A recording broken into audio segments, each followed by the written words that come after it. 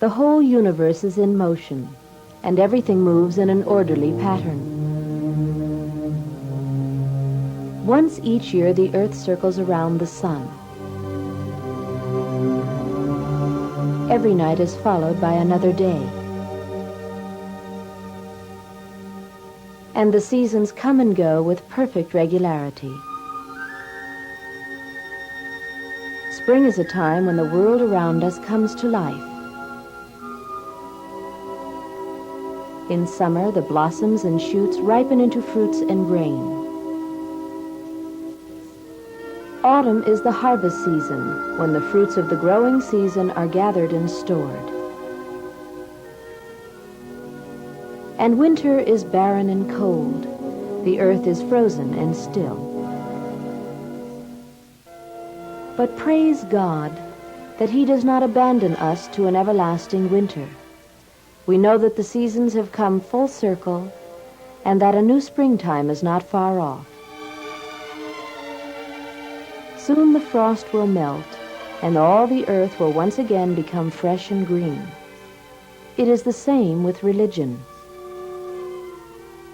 When people turn away from God, their hearts become barren and lifeless. The world becomes a spiritual desert.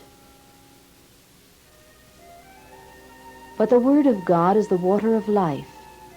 When a prophet comes into the world bearing a holy message, all the thirsty souls are refreshed, and the lifeless hearts become joyful.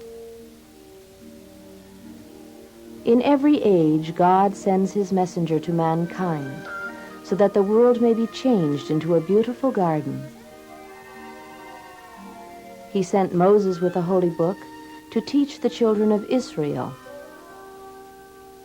The Hindus raised up temples in praise of God, and through the teachings of Krishna, learned to seek His guidance in prayer. He sent Buddha with sacred scriptures to guide the peoples of the East to the path of God. To the people of Persia, He sent Zoroaster, upon whose teachings a mighty civilization was founded. In a later age, He sent Jesus with a New Testament, a gospel that would be preached throughout the world. He sent Mohammed to the warring tribes of the desert. He taught them in the Quran to be unified, and raised them up to be a great civilization. In this day, God has once again spoken to mankind. He has sent the Bab and Baha'u'llah, with writings that will unite all the peoples and religions of the world. The Baha'i faith began in Persia over 100 years ago. In those days, the kings of Persia, called Shahs, were only mindful of their own luxury and pleasure. The religion of Persia was Islam, the law of God brought by the Prophet Muhammad. But in the 1840s, the bright light of Muhammad's teachings had been darkened. People had turned away from God. Historians describe 19th century Persia as a backward nation. Many of the people were poor and uneducated. Some of them turned to opium to escape from the hardships of life. Though seemingly pious, many of the priests were greedy and dishonest. And yet there was hope. A handful of pure and saintly men were deeply convinced that the time had come for God to send another messenger. They scattered across the length and breadth of Persia in search of the Promised One, whom they felt certain was already in their midst. One such man was Mullah Hussein. After 40 days of prayer and fasting, Mullah Hussein set out on his journey of search.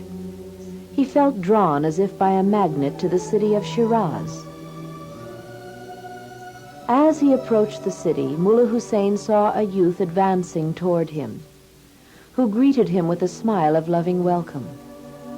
Mullah Hussein himself has described that meeting. the youth extended to me a warm invitation to visit his home, and there refresh myself after the fatigues of my journey.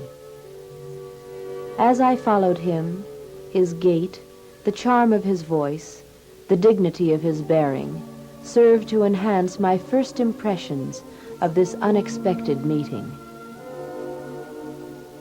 We soon found ourselves standing at the gate of a house of modest appearance. As I entered the house and followed my host to his chamber, a feeling of unutterable joy invaded my being. It was in this house, at 2 hours and 11 minutes after sunset on May 22nd, 1844, that the young man revealed to Mullah Hussein that he was the promised one. This moment marks the beginning of the Baha'i era. The young man called himself the Bab, which means the gate. His teachings would open a gateway to a new age for mankind. Like the disciples of Christ, the followers of the Bab spread throughout the towns and villages of their native land and beyond. Wherever they went, they told the people of the Bab's message, that he had come to call men back to God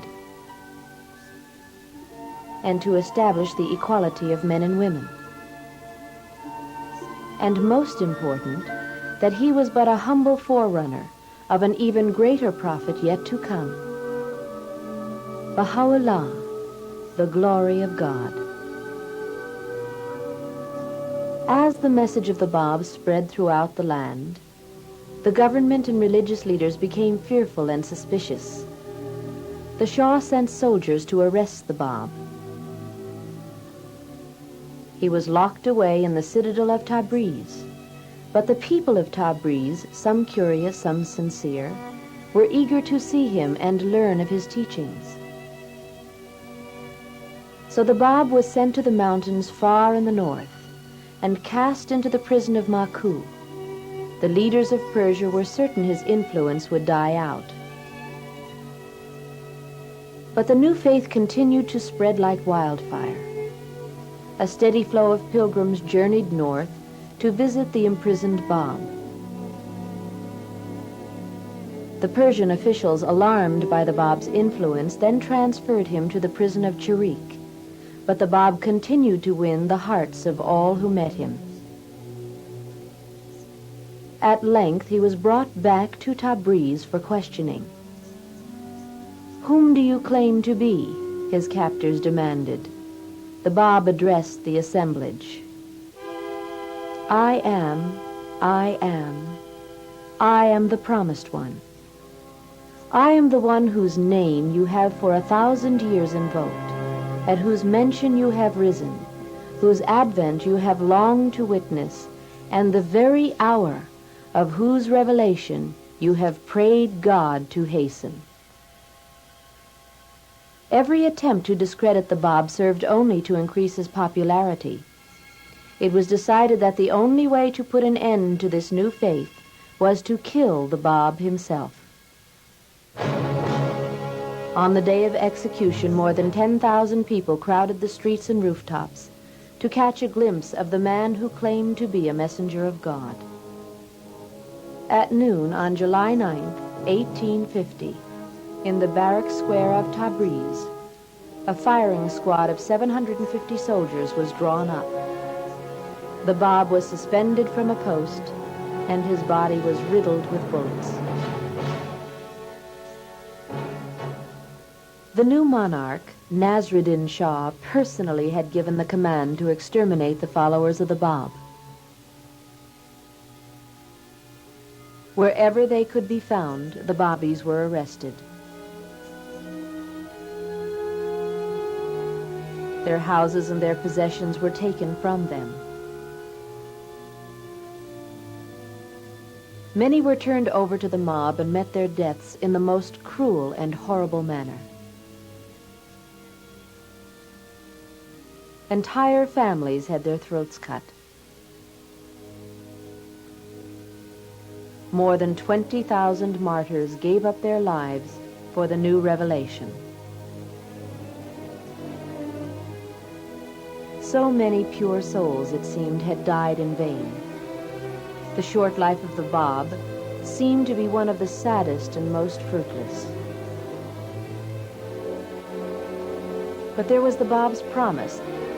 An important part of his mission, he had said, was to prepare the way for one even greater than himself. He had warned his followers to watch and be ready, for Baha'u'llah, the glory of God, though one foretold by all the messengers of the past, would soon appear.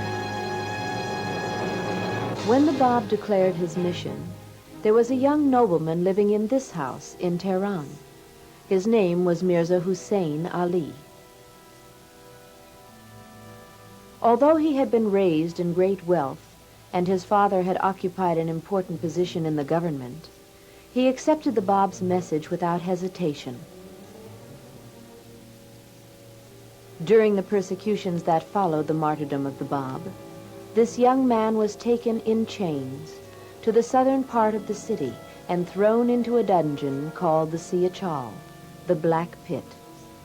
He later described those events with his own pen. The dungeon was wrapped in thick darkness, and our fellow prisoners numbered nearly 150 souls, thieves, assassins, and highwaymen. No pen can depict that place, nor any tongue describe its loathsome smell. One night, in a dream, these exalted words were heard on every side. Verily we shall render thee victorious by thyself and by thy pen. Grieve thou not for that which hath befallen thee, for thou art in safety. This young follower of the Bab was Baha'u'llah, the promised glory of God. Baha'u'llah was released from the dungeon, but the Shah ordered him to leave Persia forever. Baha'u'llah and his family, along with a few friends, set out in the midst of winter for Baghdad in Iraq. Baha'u'llah did not immediately tell his friends that he was the one foretold by the Bab. Just as Jesus fasted 40 days in the wilderness, so Baha'u'llah, after reaching Baghdad, withdrew into the mountains to pray and to meditate. It was 10 years later, in April 1863, that Baha'u'llah gathered his family and friends in the Garden of Rizwan, outside the city of Baghdad, and told them what many of them had already begun to suspect. He was the glory of God, the one promised by the Bab. Because of Baha'u'llah's growing popularity, and because Baghdad was so close to Persia, the Shah persuaded the Sultan of Turkey to have him sent to a more distant place. Baha'u'llah was brought to Constantinople and then to Adrianople. Always close to Baha'u'llah and sharing the hardships of his exile were his two sons, Mirza Mahdi, the purest branch, and Abdul Baha, the master. It was in Adrianople that great trouble befell the small community of Bahá'ís. Mirza Yahya, one of Baha'u'llah's half-brothers, openly tried to split the Baha'i faith by proclaiming himself to be its leader. He even poisoned Baha'u'llah. Mirza Yahya was sent to Cyprus by the Turkish government. His hopes of splitting the faith came to nothing, and in the end he was abandoned even by those whom he had led astray. But the mischief caused by the covenant breakers in Adrianople aroused the anger of the Turkish government. In 1868, Baha'u'llah was exiled a fourth time to the prison city of Akka in the Holy Land. By this banishment, the ancient Jewish prophecies were fulfilled. In the book of Micah it is written, "He shall come even to thee from Assyria, and from the fortified cities, and from sea to sea, and from mountain to mountain. After a miserable voyage, Baha'u'llah, his family, and his companions reached Haifa at the foot of Mount Carmel. Almost 3,000 years earlier, the prophet Amos had foretold his coming. The Lord will roar from Zion and utter his voice from Jerusalem, and the habitations of the shepherd shall mourn, and the top of Carmel shall wither. The prisoners were transferred to small boats and taken across the bay to Akka. In those days, the worst criminals of the Turkish Empire were sent to Akka. Baha'u'llah wrote, "It is the most desolate of the cities of the world, the most unsightly of them in appearance, the most detestable in climate, and the foulest in water. It is as though it were the metropolis of the owl." So foul was the air in Akka that, according to a legend, when a bird flew over the city, it would drop dead. A notice had been read in the principal mosque of the city, warning the people that Baha'u'llah and his companions were dangerous criminals, and that no kindness should be shown to them. As the tiny band of exiles waded ashore, sick and exhausted, the people of Akka came crowding around to jeer and to mock them. They were led through the sea gate, one of the two entrances to the city. Of this moment, Baha'u'llah wrote, "Upon our arrival, we were welcomed with banners of light, whereupon the voice of the Spirit cried out, saying, 'Soon will all that dwell on earth be enlisted under these banners.' The prisoners were taken to the barracks, and the massive doors were closed behind them and bolted. Bahia Khanum, Baha'u'llah's daughter, later said that of all the terrible experiences she suffered in her life, the day of their arrival in Akka was the most awful. The mud in the prison was ankle deep, and the smell was so sickening that she collapsed and had to be carried to the prison cell. Baha'u'llah and his companions, numbering about 70 men, women, and children, were confined in close quarters and were given only bread and water to eat. Almost all of them fell deathly ill. Baha'u'llah has written of this time, "Know thou that upon our arrival at this spot, we chose to designate it as the most great prison. Though previously subjected in another land to chains and fetters, we yet refuse to call it by that name.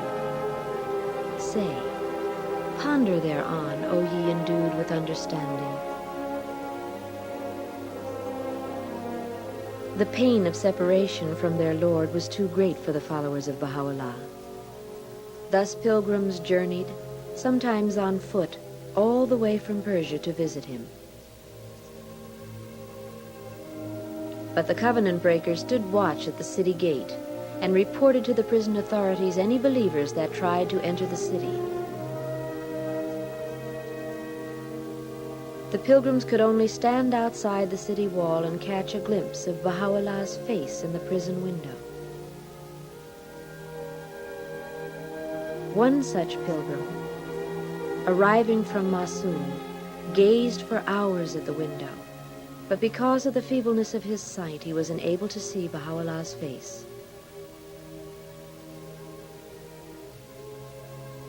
Along with these sorrows, a terrible tragedy occurred. Mirza Mehdi, the purest branch, Baha'u'llah's 22-year-old son, fell from the prison roof onto a crate which pierced his ribs. His dying wish was that his life might be accepted as a ransom for those who were prevented from attaining his father's presence. 4 months later, the severe restrictions were relaxed. and the prisoners were permitted to live in houses, though still confined within the city walls. It was in Akka, in the house of Aboud, that Baha'u'llah wrote his most holy book, the Kitab-i Aqdas, the Book of Laws. In this very room, God inspired Baha'u'llah with the laws and principles that would guide the destiny of mankind for the next 1,000 years. Confined for almost 7 years to this house, day after day, pacing the floors of its rooms and corridors, the prisoner of Akka addressed the kings and rulers of the world. O kings of the earth, the most great law hath been revealed in this spot, this scene of transcendent splendor. Ye are but vassals, O kings of the earth. He who is the King of kings hath appeared, arrayed in his most wondrous glory, and is summoning you unto himself, the help in peril, the self-subsisting. One day, while dictating a tablet, Baha'u'llah heard shouts in the street below. He looked out of the window to see the house surrounded by soldiers. 7 of his followers had conspired secretly and killed 3 of the covenant breakers. Baha'u'llah was taken to the governorate and interrogated. 25 of his companions were put in chains and thrown back into prison. Baha'u'llah wrote, "My captivity cannot harm me. That which can harm me is the conduct of those who love me, who claim to be related to me, and yet perpetrate what causeth my heart and my pen to groan." After this incident, the people of Akka, already fearful and suspicious of the Bahá'ís, became fired with uncontrollable hatred. Whenever the Baha'i children ventured into the streets, they were harassed and pelted with stones. It was due, among other things, to the patience and kindness of Baha'u'llah's eldest son, Abdu'l-Baha, that the hostility of the people was gradually changed into friendliness and respect for the Bahá'ís. In time, it became easier for pilgrims to visit Akka. Often they would stay at this inn where Abdu'l-Baha would prepare them to meet his father. For 9 years, Baha'u'llah had not set foot outside the oppressive city walls, yet he loved the beauty of the country. Eventually, the prison authorities, who had come to respect and love Baha'u'llah, permitted him to live outside the city. Abdu'l-Baha rented a house for him at Mazrai, about 4 miles north of Akka.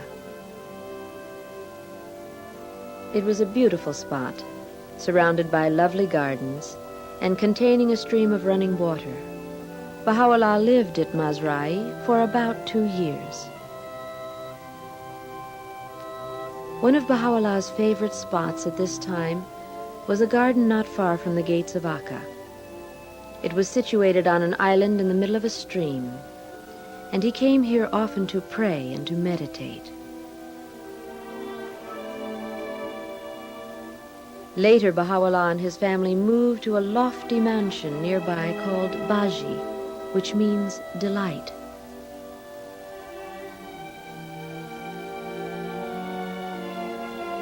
It was at Baji in 1890 that the well-known scholar E.G. Browne of Cambridge University met Baha'u'llah. His own pen has recorded his impressions. I found myself in a large apartment, along the upper end of which ran a low divan.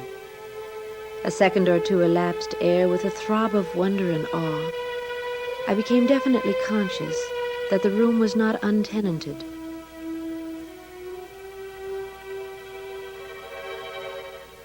In the corner where the divan met the wall sat a wondrous and venerable figure, crowned with a felt headdress of the kind called Taj, but of unusual height and make. The face of him on whom I gazed I can never forget, though I cannot describe it. Those piercing eyes seemed to read one's very soul. Power and authority sat on that ample brow.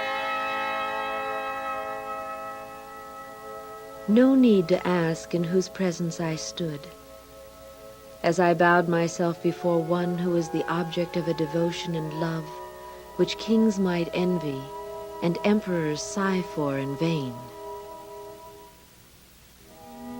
That same year, Baha'u'llah visited Mount Carmel, across the bay from Akka, extolled by Isaiah as the mountain of the Lord, to which all nations shall flow.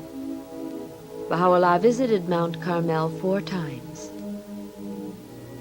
At one time, he stood midway up the mountainside and pointed out to Abdu'l-Baha the spot where the Bab's remains should be laid to rest. In those days, Haifa was a small village at the foot of Mount Carmel.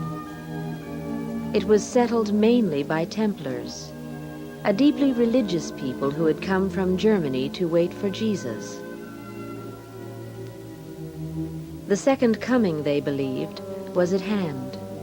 Many of them carved verses from the Bible over their doors. In 1871, when Baha'u'llah was across the bay in Akka, one devout Templar carved this inscription over the door of his house: Der Herr ist nah, the Lord is nigh.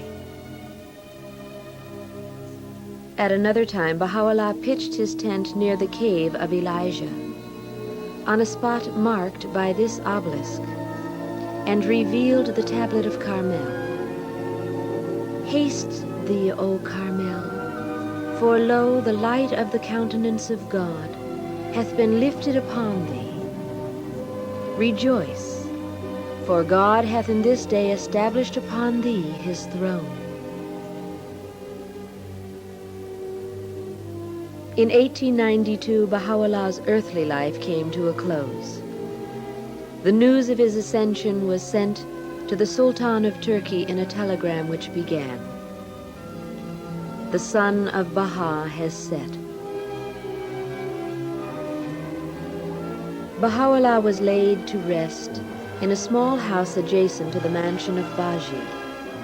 He had spent almost 40 years in exile and imprisonment. Today, his shrine is surrounded by beautiful gardens. The mansion of Baji has, through the loving care of the Bahá'ís, become a spot renowned for its peace and beauty. Each year, Baha'i pilgrims come from all parts of the world to visit Baji and to offer prayers at the shrine of Baha'u'llah.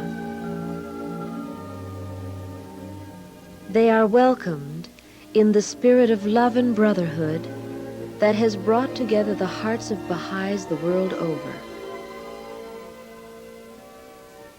From the city of Akka, the spirit of Baha'u'llah was released throughout the world. Abdu'l-Baha wrote, "From this prison, his light was shed abroad, and the proclamation of his glory reached the east and the west." And Baha'u'llah wrote, "The Almighty hath transformed this prison house into the most exalted paradise, the heaven of heavens." Today, halfway up the slopes of Mount Carmel, on the spot designated by Baha'u'llah, stands the shrine of the Bab, the martyred herald of the Baha'i revelation. This is the world's center of a faith whose destiny it is to usher in the long-awaited kingdom of God on earth. Each year a swelling stream of pilgrims arrives from every corner of the world, foreshadowing the fulfillment of Isaiah's prophecy. And it shall come to pass in the last days that the mountain of the Lord's house shall be established in the top of the mountains, and shall be exalted above the hills, and all nations shall flow unto it. And many people shall go and say, Come ye, and let us go up to the mountain of the Lord, to the house of the God of Jacob.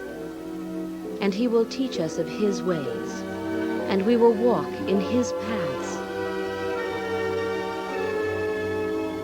For out of Zion shall go forth the law, and they shall beat their swords into plowshares, and their spears into pruning hooks. Nation shall not lift up sword against nation, neither shall they learn war any more. Baha'u'llah has written, The time foreordained unto the peoples and kindreds of the earth is now come. The promises of God, as recorded in the Holy Scriptures, have all been fulfilled. Happy is the man that pondereth in his heart that which hath been revealed in the books of God, the help in peril, the self-subsisting.